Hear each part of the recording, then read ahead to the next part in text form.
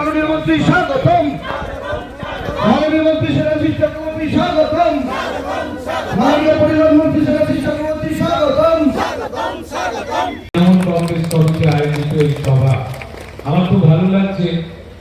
যে সভায় খুব অল্প সময়ের মধ্যে এই সভার আয়োজন করেছেন উদ্যোক্তারা, কিন্তু এর মধ্যেই আমি এসে যেটা দেখলাম যে প্রচুর মানুষ এই শহরে, বিশেষ করে আমার মায়েরা, আমার দিদিরা, বোনেরা যেভাবে এসে উপস্থিত হয়েছে, সেটা আমার বুঝতে অসুবিধা নেই যে মমতা বন্দ্যোপাধ্যায়কে আপনারা আবারও চতুর্থবারের জন্য মুখ্যমন্ত্রী করার জন্য বদ্ধপরিকর আছেন।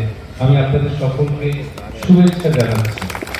এই শহরের প্রশাসক সহ জেলা সভাপতি দেবাশিস গাঙ্গুলি আছে, জেলা পরিষদের সভাপতি তারানুর সুলতানা মীর রয়েছেন, বিধায়ক আমার ভাতৃপতি ব্রজকিশোর গোস্বামী আছেন, দীপকরা আছেন, প্রাক্তন সভাপতি জেলা তিনি আছেন, শাখা সংগঠনের সভাপতিরা রয়েছেন, এই শহরে দলের নেতৃত্বরা রয়েছেন, সকলকে শুভেচ্ছা জানাচ্ছি। আমরা দেখুন, আমরা এই যে এসআইআর, এখন এসআইআর চলছে, আপনি আমি সমস্ত মানুষ একটা কিন্তু অনিশ্চয়, একটা কিন্তু আশঙ্কার মধ্যে বাস করেছে। আমরা এসআইআর এর বিরোধিতা করছি তো সেই কারণ একটা ভোটার তালিকায় মৃত ভোটারের নাম থাকবে, এটা আমরাও চাই। ভোটার তালিকাটা পরিষ্কার পরিচ্ছন্ন হবে, এটাও আমরা চাই। কিন্তু এসআইআর এর কেন বিরোধিতা করছি? তার কারণ হচ্ছে এসআইআর করার জন্য যে সময় দরকার, ভারতের নির্বাচন কমিশন বিজেপির কথা পশ্চিমবঙ্গের উপর, পশ্চিমবঙ্গের মানুষের উপর এই এত অল্প সময়ে এসআইআরটা চাপিয়ে দিয়েছে।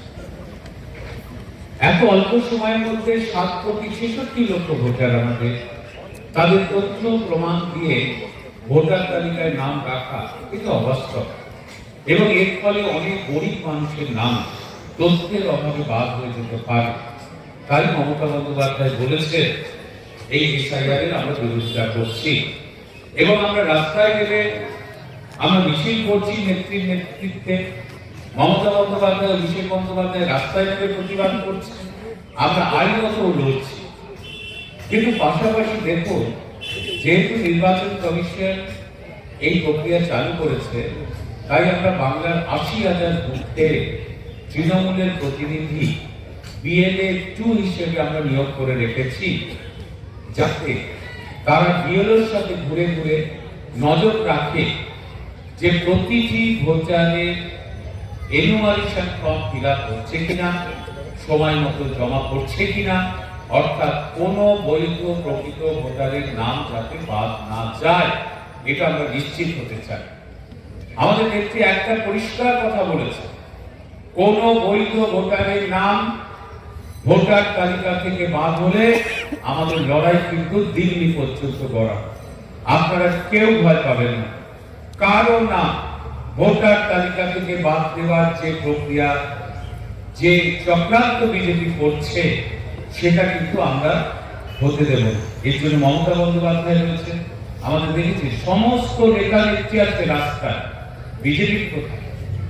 সিপিএম কোথায়? তারা এই সময় মানুষের পাশে নেই কেন? অনেকে ফর্ম ফিল আপ করতে পারেন না, তাদের সহযোগিতা করছে তৃণমূল কংগ্রেস।